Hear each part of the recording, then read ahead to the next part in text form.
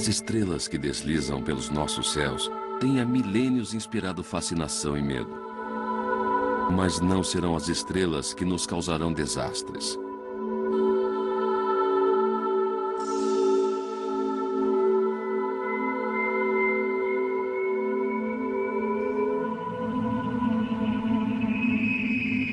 Eles serão causados pelos cometas e pelos asteroides que vagam pelo espaço e se chocam contra o nosso planeta. Foram essas colisões que modelaram nosso passado e que, com certeza, modelarão o nosso destino. Bem, nós estamos falando de um desastre natural que pode ser capaz de eliminar toda a civilização humana ou até mesmo toda a espécie. Então, agora que nós temos a capacidade de observar e saber se realmente existe alguma ameaça, nós devemos fazê-lo.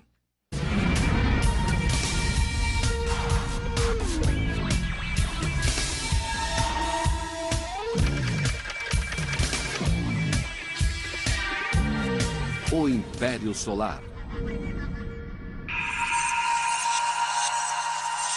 Todos os dias, bilhões de minúsculos invasores extraterrestres bombardeiam a Terra. Eles são fragmentos de asteroides e cometas. A maioria deles não é maior do que a cabeça de um alfinete, mas uma vez a cada século aparece um grande o suficiente para acabar com uma cidade.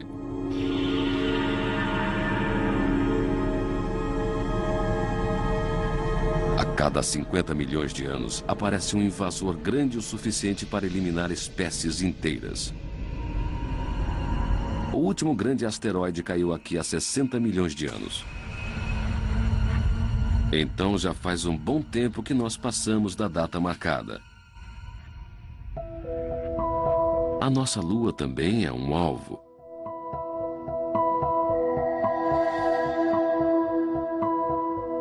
A sua superfície tem sido bombardeada desde seu aparecimento por muita sucata espacial. Através dos olhos da espaçonave Clementine, nós podemos ver uma face permanentemente machucada.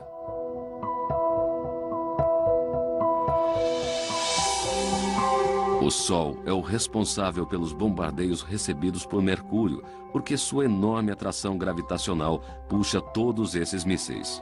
E o pequeno Mercúrio, um espectador inocente, fica preso na linha de fogo. O espaço ainda guarda um arsenal enorme e o poder destrutivo dos cometas foi sentido recentemente por Júpiter, quando fragmentos do cometa Shoemaker-Levy colidiram contra o planeta.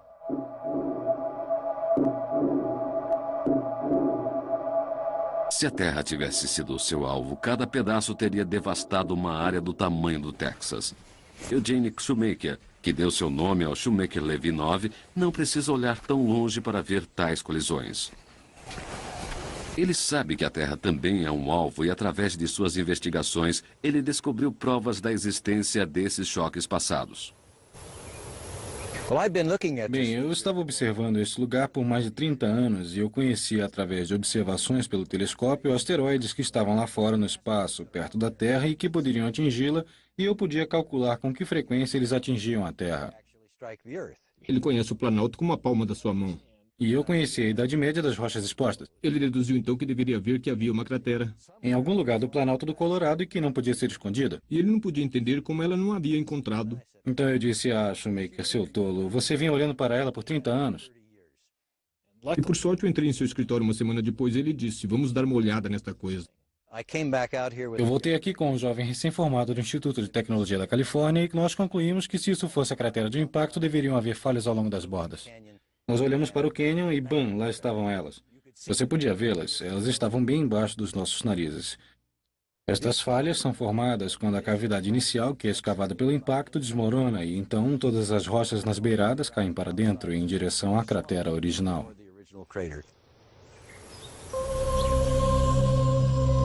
Agora, apenas uma cratera. Esta já foi uma área totalmente devastada. A energia do asteroide que caiu aqui é equivalente à energia liberada se alguém detonasse, de uma vez, metade das armas nucleares dos Estados Unidos. Uma colisão muito recente no Arizona formou a cratera do meteoro. Nós temos provas geológicas muito boas do bombardeamento da Terra por asteroides e cometas no passado. Existem mais de 150 crateras como estas encontradas na Terra.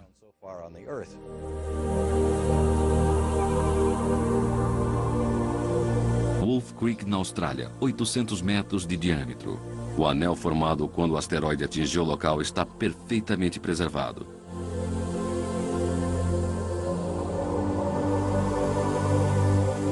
Gasses Bluff, 140 milhões de anos de idade e desgastado pelo clima. Hambury, um aglomerado de crateras, mostram que o projétil se partiu em pedaços um pouco antes do impacto. Lá fora, na instabilidade do espaço, existe uma enorme variedade de objetos desse tipo. Qualquer um deles poderia ser um produtor de crateras. Existem asteroides, pedaços de rocha e metais de até 960 quilômetros de diâmetro. Eles formam um cinturão de asteroides orbitando entre Marte e Júpiter. Menores em maior número são os cometas, bolas de gelo lamacentas de até 96 quilômetros de diâmetro. Eles esperam caudas de milhões de quilômetros de comprimento conforme se aproximam do Sol. Os cometas vêm da nebulosa Oort, nos extremos do Sistema Solar. Meteoros, os fogos de artifício vistos quando qualquer pedaço de fragmento de rocha é incinerado ao entrar na nossa atmosfera. Eles receberam o nome de estrelas cadentes, mesmo que na verdade não tenha nada a ver com estrelas.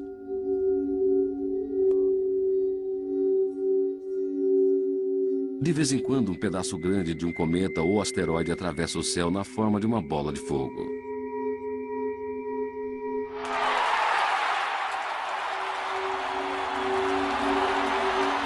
Filmado por um cinegrafista amador, esta trilha flamejante é o invasor sendo atacado pelo atrito com a atmosfera da Terra.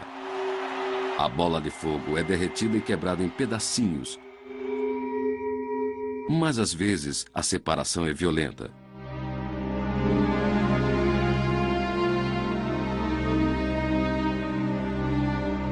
Essas árvores foram derrubadas pelo estrondo causado pela explosão de uma bola de fogo a 5 quilômetros do rio Tunguska, na Rússia, em 1908. 20 anos depois, a floresta ainda mostra os sinais do dia em que o céu explodiu. De vez em quando, a nossa armadura atmosférica é penetrada. Sikhote-Alin, também na Rússia, em 1947. Um projétil vindo do espaço penetrou as defesas da Terra. Blocos de até 1,5 toneladas são apenas partes das 70 toneladas de ferro que sobreviveram à passagem infernal do céu para a Terra. Elas atingiram o solo com tal força que algumas penetraram até 10 metros abaixo da superfície. Uma vez no chão, esses fragmentos são chamados meteoritos e alguns parecem até de outro mundo.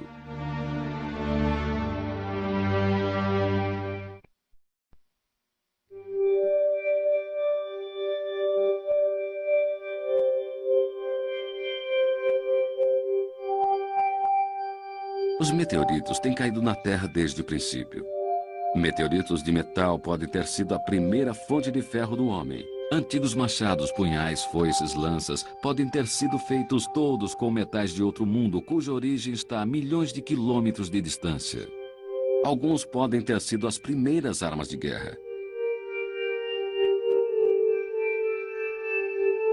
No Antigo Egito, um meteorito em forma de pirâmide colocado no topo de uma coluna de pedra pode ter inspirado a forma pontiaguda dos obeliscos egípcios ou até mesmo das pirâmides.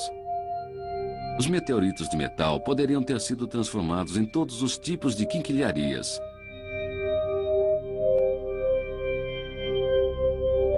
Cintos e facas feitos de meteoritos.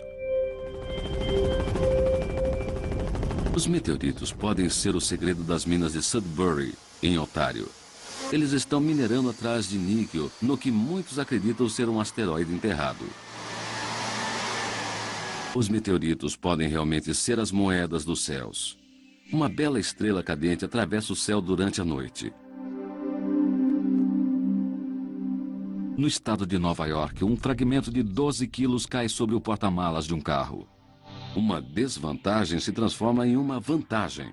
Foram oferecidos 59 mil dólares pelo meteorito e 10 mil pelo carro. Mas isto é muito pouco. Estas 3 pedras na casa de leilões de Nova York podem não parecer pedras de $1 milhão, mas esta é uma boa estimativa do seu valor. Assim como as suas origens, os preços de meteoritos podem ser astronômicos. Robert Hutchison observa que as pedras que estão à venda esta noite são excepcionais. Os 3 meteoritos que estão sendo leiloados são muito diferentes da maioria dos meteoritos, e nós temos provas muito fortes de que eles são do planeta Marte. O primeiro, Chassigny, caiu na França em 1815. Seu nome é Chassigny porque meteoritos recebem um nome de locais próximos aonde eles caem. O segundo meteorito caiu no norte da Nigéria, perto de um lugar chamado Zagami. E o terceiro meteorito caiu como uma chuva de pedras no Egito. Em um dos casos, a pedra foi quebrada em pedaços e destruída. As pessoas não gostaram dessa coisa que caiu do céu.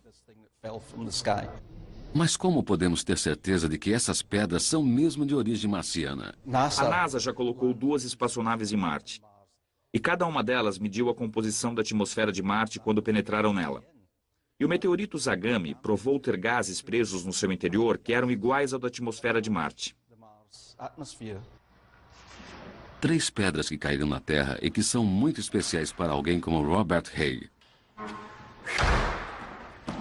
Negociando meteoritos, já lhe conseguiu, mas também já consumiu milhares de dólares. Para Haig, isto é um negócio sério. Embaixo de sua casa está o trabalho de sua vida. O seu porão é uma caverna de Aladim. Dentro destes cofres estão milhares de fragmentos de outros mundos. Alguns podem ser comprados e outros ele nunca venderia.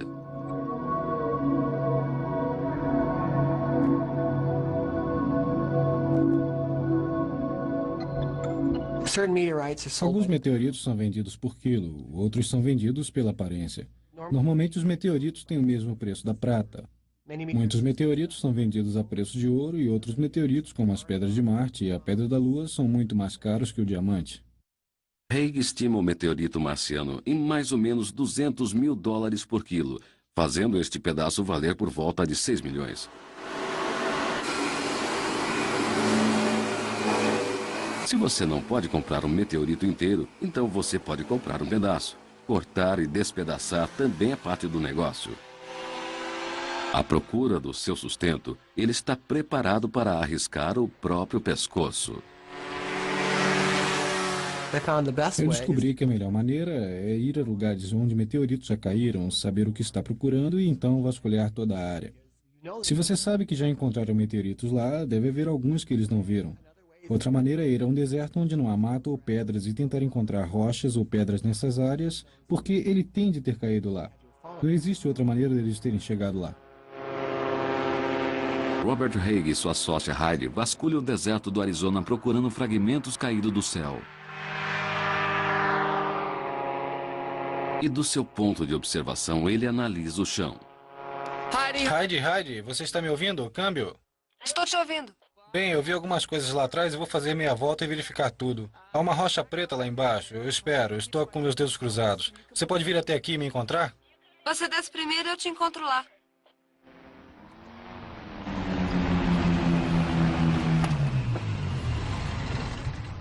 Veja isso.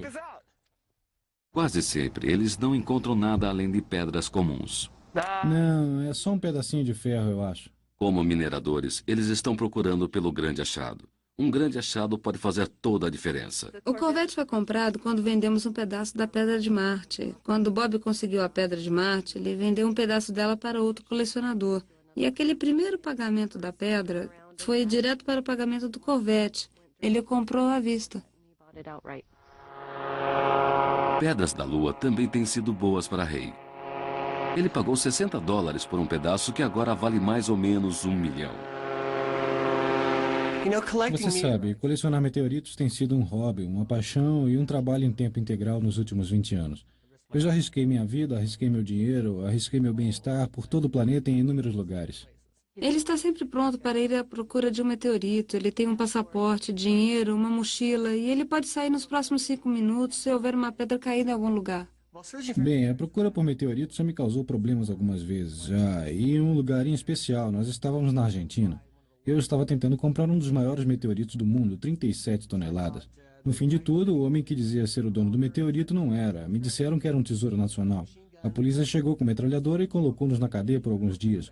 Mas não foi tão ruim. Fomos libertados em uma semana, perdi um pouco de dinheiro, foi uma grande aventura e pelo menos nós tentamos conseguir os grandões. Haig consegue avistar um meteorito a 20 passos de distância. No entanto, ele geralmente usa um detector de metais para ajudá-lo, mas ele já teve seus alarmes falsos. Some wire. Ele negocia com seus próprios achados e de outras pessoas. Eles atravessam o país inteiro, aparecem na minha porta com uma enorme pedra, muito excitados. E eu abro o porta-malas e digo, me desculpe, mas isso não é um meteorito. Então acontecem três coisas. Primeiro, eles ficam muito bravos comigo. Dizem, meu avô ouviu caindo, você está chamando meu avô de mentiroso? Depois eles pedem desculpas e então ficam bravos uns com os outros. Eles começam a chorar e a gritar. Eu disse que não. A terceira coisa que sempre acontece, eles me perguntam se eu ainda quero comprá-la. Um meteorito marciano ficou enterrado na Antártida por 30 mil anos até a sua descoberta em Allen Hills em 1984.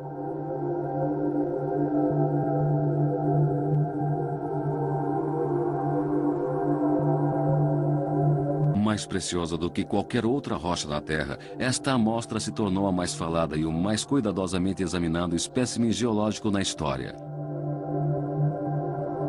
Análises revelaram que o meteorito continha características excepcionais de atividade biológica possivelmente formada quando Marte era mais quente e mais úmido. Este é o meteorito marciano Allen Hills 8041 e ele contém bolsões de material orgânico que para alguns parecem evidências da presença de fósseis em Marte. Todas estas especulações levaram um interesse frenético em relação a todas as coisas marcianas. Até o presidente entrou nessa. Se essa descoberta for confirmada, ela certamente será uma das mais fantásticas descobertas feitas pelos nossos cientistas sobre o universo. Suas implicações são tão amplas quanto possamos imaginar.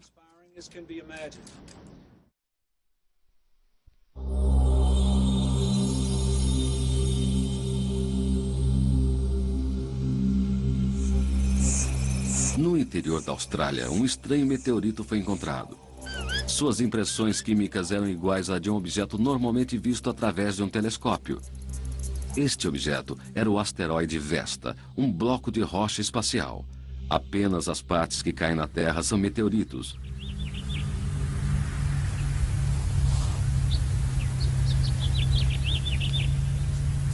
Nem mesmo os mais poderosos telescópios terrestres podem esperar ver algum detalhe no Vesta. Com mais de 480 quilômetros de diâmetro, ele pode parecer grande, mas em termos celestiais ele é minúsculo. No grande esquema das coisas, asteroides, os milhões de pedaços de rocha orbitando principalmente entre Marte e Júpiter, são realmente pequenos, e para podermos dar uma boa olhada, precisamos chegar bem perto. As nossas primeiras imagens detalhadas de asteroides vieram da espaçonave Galileu. No seu caminho a Júpiter, ela passou por dois deles. Gaspra, em 1992, e depois Ida, em 1993. Ida nos surpreendeu. Orbitando à sua volta havia um pequeno pedaço de rocha, sua lua, provavelmente um fragmento dele mesmo, separado em alguma colisão com outro asteroide. NEA, a espaçonave que vai encontrar asteroides próximos à Terra, está saindo em sua viagem de descoberta.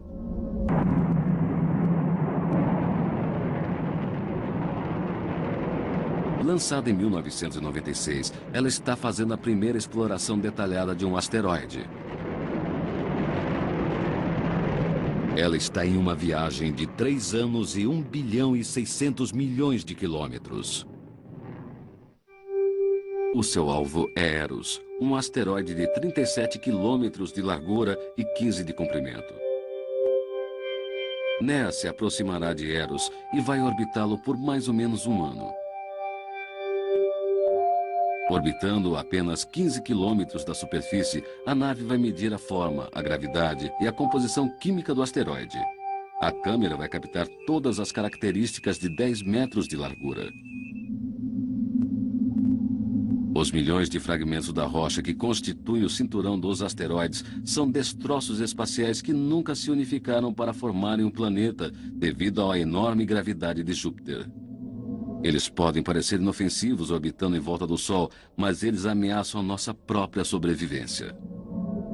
Dois corpos orbitando um em volta do outro são completamente irregulares, mas é necessário apenas um terceiro corpo para que o sistema se torne caótico. Quando nós pensamos que num cinturão de asteroides há milhões de corpos, isto pode significar que eles são imprevisíveis. Colisão. As gravidades se combinam e empurram as rochas para um conflito.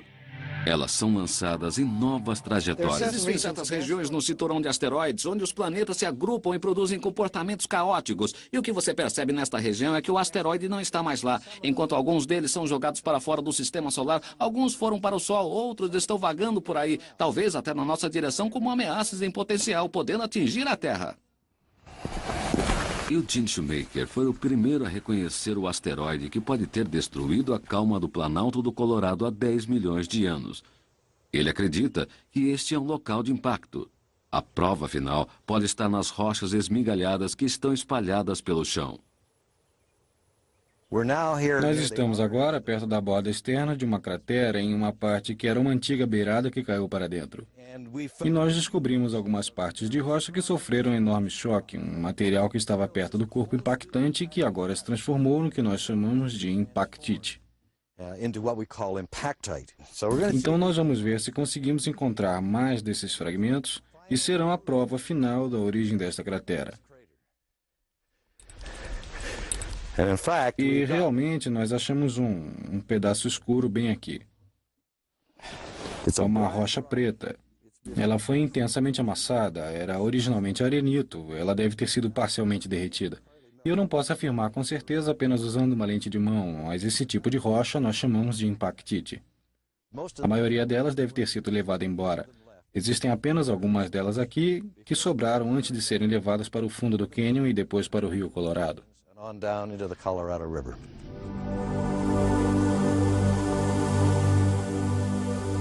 Há 10 milhões de anos, este não era um bom lugar para se estar.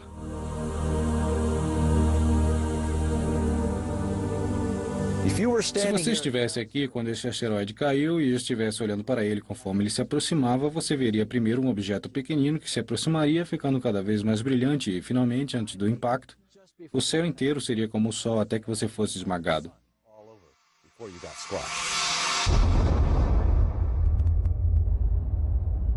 Se um asteroide desse tamanho atingisse uma cidade, mesmo uma cidade grande como Los Angeles, ela seria eliminada. Ele destruiria a cidade inteira.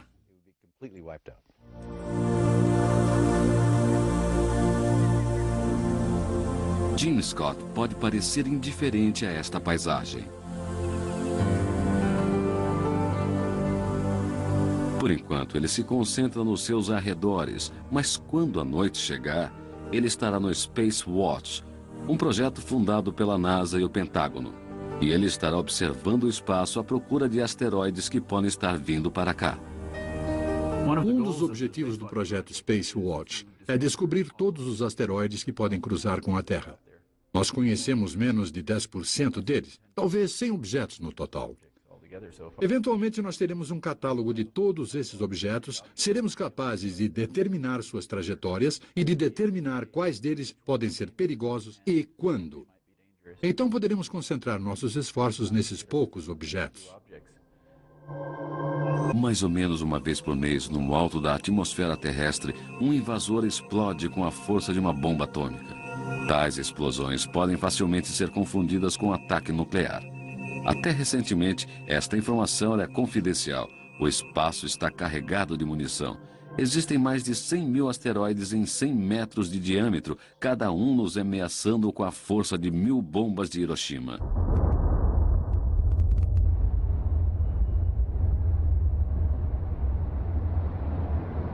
Um asteroide com 200 metros de diâmetro destruiria tudo dentro de 100 quilômetros.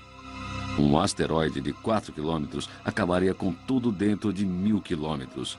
enquanto um de 8 quilômetros devastaria a maior parte dos Estados Unidos. Como podemos nos proteger? As alternativas incluem a possibilidade de enviarmos espaçonaves para desviar o curso de um asteroide.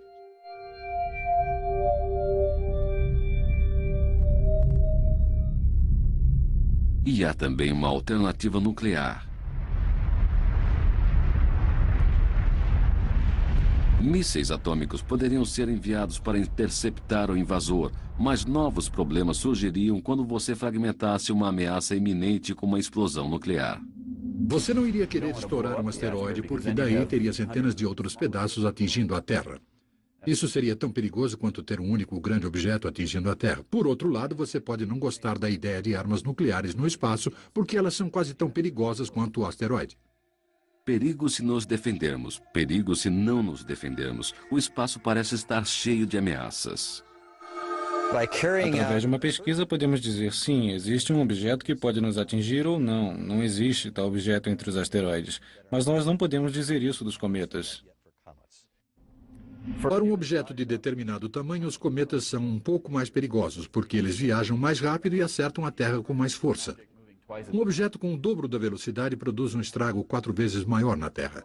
E muitos cometas são de longo período, que vêm de muito, muito longe, e nós os veríamos somente 1 ou 2 anos antes de atingirem a Terra. Este é um período de aviso muito curto. Cometas que viajam muito rápido, que são vistos repentinamente vindos de qualquer lugar, são os coringas. Eles podem ser provenientes da nebulosa Oort, a 21 milhões de quilômetros de distância da Terra. Don Yeomans pode colocar isto em perspectiva. Geralmente as pessoas acham que Plutão é um membro mais externo do nosso sistema solar, mas isso não é verdade. Apenas como uma analogia, vamos considerar a menor moeda americana, a de 10 centavos, como sendo o Sol. A órbita da Terra, então, estaria a 2 metros de distância. A 75 metros de distância, 3/4 de um campo de futebol americano, estaria a órbita de Plutão. Mas a verdadeira fronteira do sistema solar estaria a 80 quilômetros de distância da nebulosa Oort.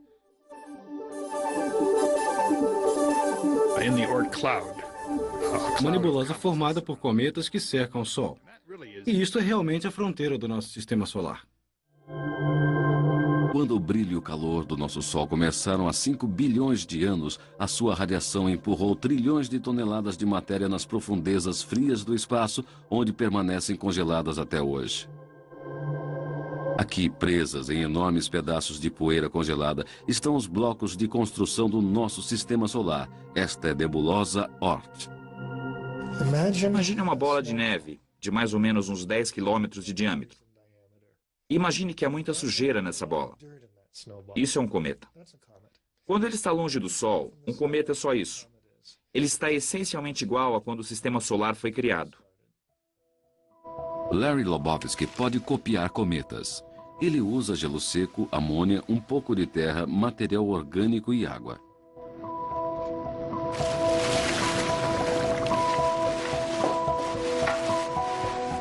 Ele está juntando alguns dos mais primitivos compostos que estavam presentes na formação do sistema solar. Quando combinados, eles formam as bolas de neve sujas que nós conhecemos como cometas. Estes são os fantasmas do nosso passado, ecos dos primeiros materiais existentes do espaço. Normalmente, eles habitam a nebulosa Oort, o mundo dos cometas. A nebulosa Oort fica longe o suficiente do Sol. Contanto que seja deixada em paz, nada muito drástico pode acontecer.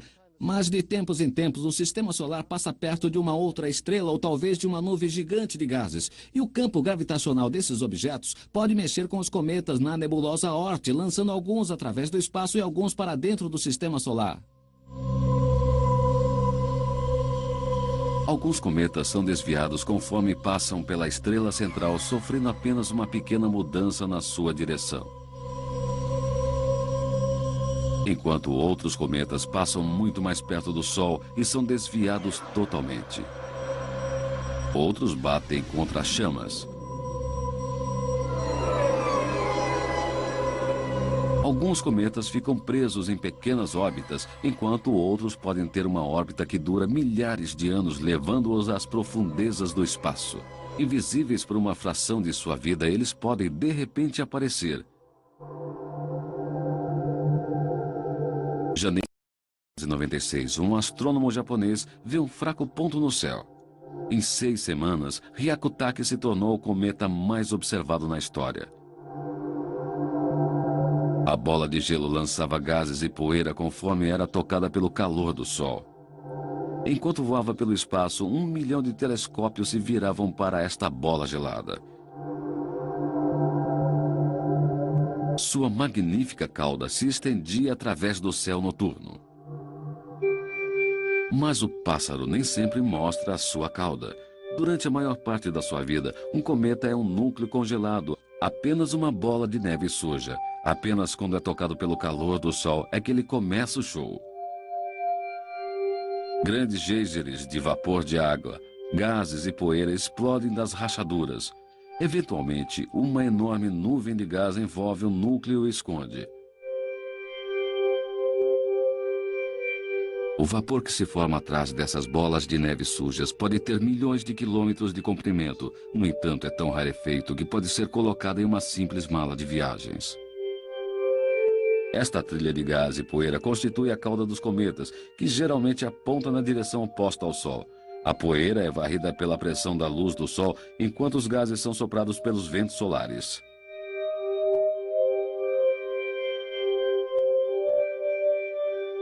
Visto no auge de sua exuberância em 1976, o cometa West recebeu o nome do seu descobridor.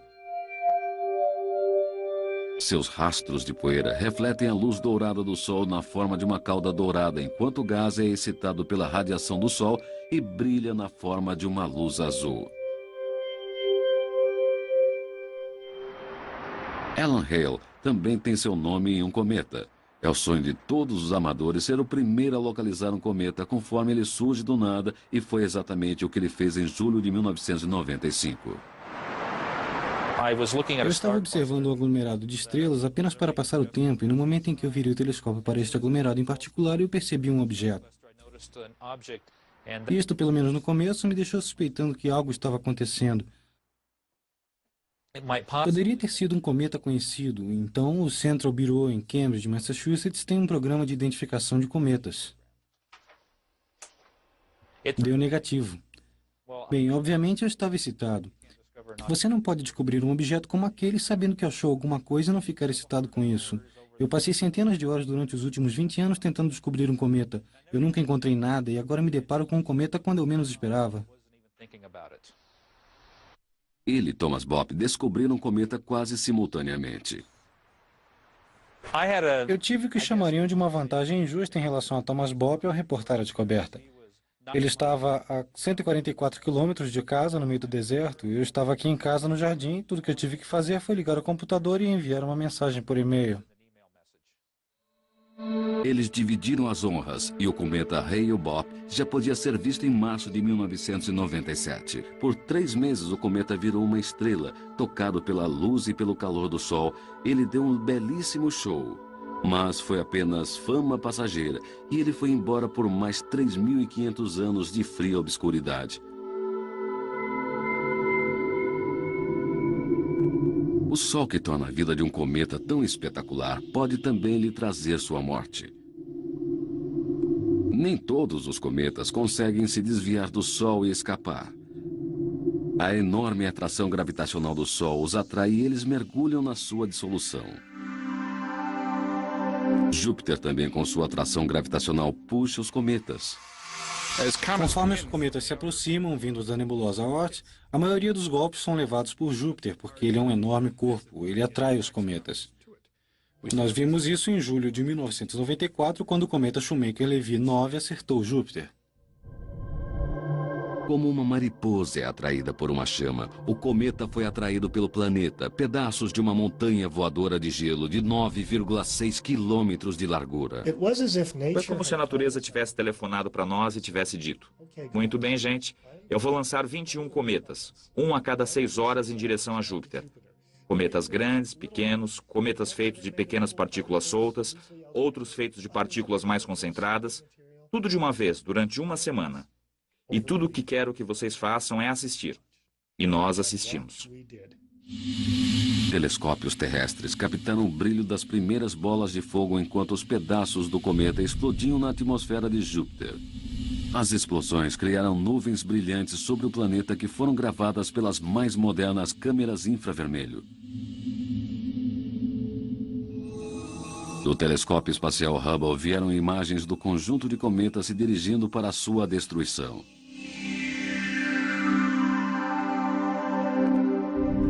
Conforme Júpiter se virava, os alvos ficavam visíveis para um mundo estupefato. Distúrbios do tamanho do planeta Terra marcavam este gigante gasoso. A natureza piscou para nós e nos deu muito mais do que jamais imaginamos. Tendo visto esta destruição, talvez o medo que os antigos tinham dos cometas não pareça tão ridículo. Se um cometa voltasse, um rei morreria logo, haveria uma guerra ou uma praga. E isto prevalecia em culturas que não tinham contato umas com as outras. Eles achavam que cometas eram sinais enviados por deuses enfurecidos. Eles não eram corpos celestiais, eles eram fenômenos que ocorriam na atmosfera para avisar aos pecadores que eles deveriam se arrepender ou o próximo os atingiria. Desenhos em tumbas chinesas mostram cometas como estrelas vassouras, estrelas que limpavam os céus. Uma moeda comemorando a morte de Júlio César mostra um cometa predizendo o evento. O mesmo sobre o saco de Jerusalém. O meu objetivo favorito do sistema solar é o cometa Halley, não por ser o maior, não por ser o mais brilhante, porque ele possui a história mais rica. Ele vem assustando pessoas por mais de 3 milênios. A famosa tapeçaria Bayeux descreve a invasão histórica da Inglaterra, em 1066, com o cometa Halley no céu.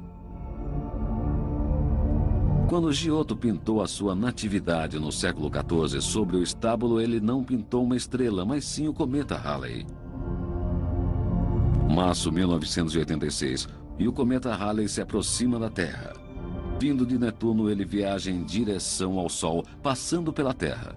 Breves fotografias da vida de Halley antes dele cair nas profundezas geladas do espaço.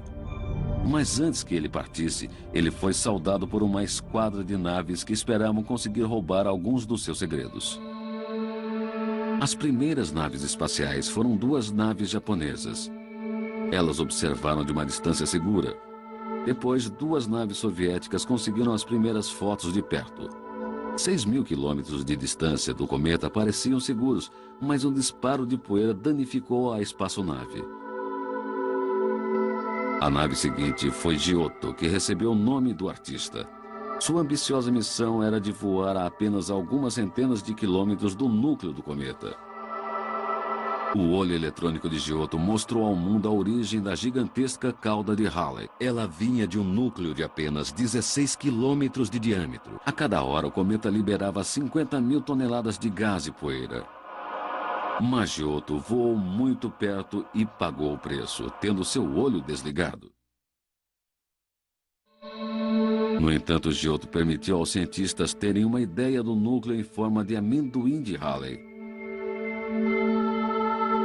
Conforme ele é aquecido pelo Sol, 2 rachaduras principais liberavam muita poeira e gases. A atividade é maior quando elas estão de frente para o Sol.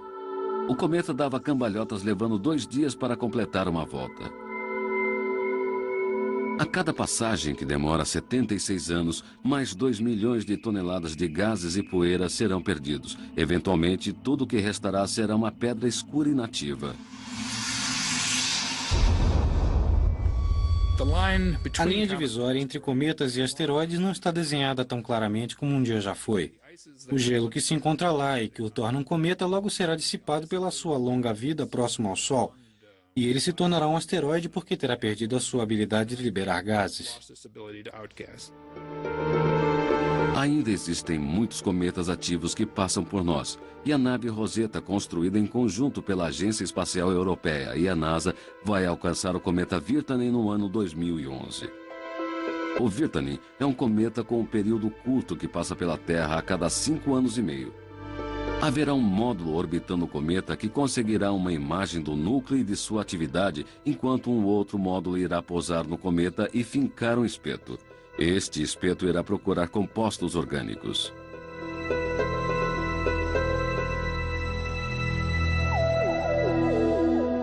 A NASA também está planejando a missão Stardust para surfar a poeira do cometa e recolher um pouco dela.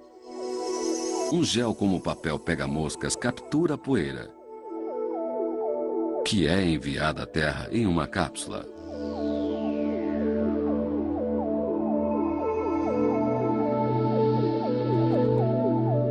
É muito provável que cometas tenham trazido à Terra as primeiras moléculas orgânicas e a água que era necessária para que houvesse a formação da vida. Eles não trouxeram a vida à Terra, mas eles trouxeram a base de toda ela.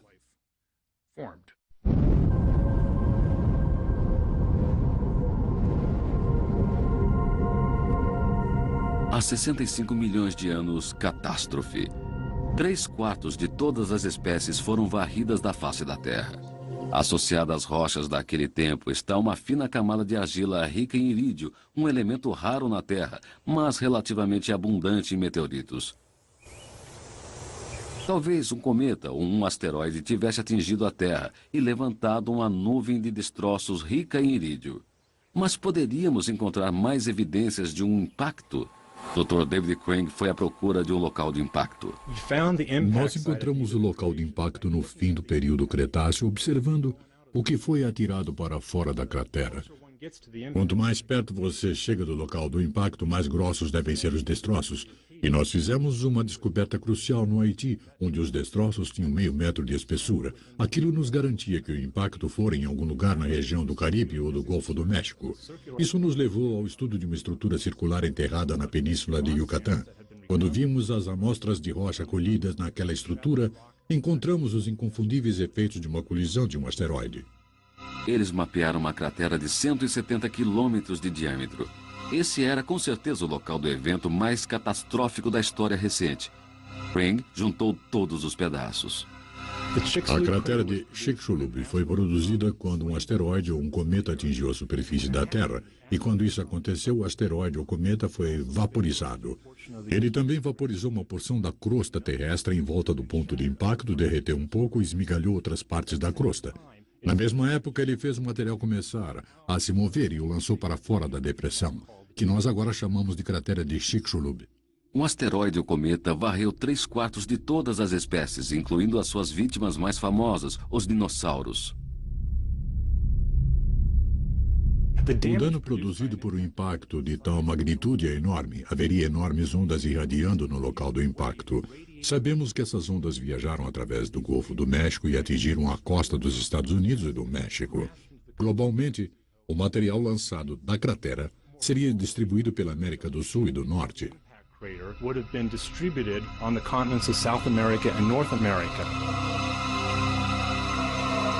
Fragmentos em chamas atirados para fora da cratera pelo impacto retornaram à Terra na forma de mísseis incendiários. Havia incêndios por todo o globo. Se você estivesse ao ar livre, você estaria morto. A temperatura da atmosfera do planeta era a mesma de um forno. Ainda, destroços mais finos teriam sido ejetados a velocidades muito altas, teriam atingido órbitas elípticas bem altas e, finalmente, teriam caído outra vez na atmosfera. A nuvem de poeira formada sobre o globo terrestre bloqueava a luz do Sol. A temperatura baixou vertiginosamente e o ambiente foi transformado.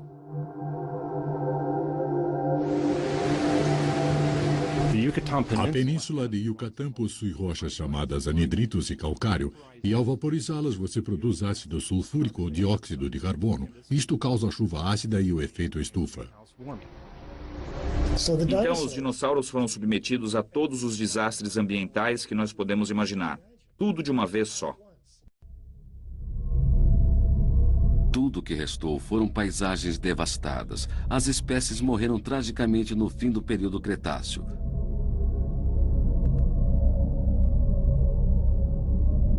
O mundo foi transformado.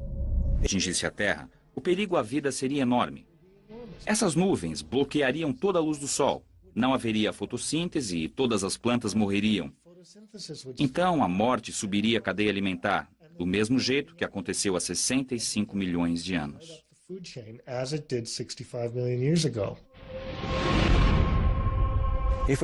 Se tivéssemos um asteroide 2 vezes maior do que aquele que atingiu este local, ele seria capaz de causar a perda da metade da população mundial. De acordo com a frequência com que nós os achamos, cremos que existam mais ou menos 1.500 desses objetos em órbita passando pela Terra. As chances de morrermos por causa de um impacto cósmico são maiores do que morrermos por causa de um desastre de avião. E a razão disso é que quando um avião cai, ele mata algumas centenas de pessoas. Mas quando o cometa cai ou o asteroide cai, ele pode matar bilhões.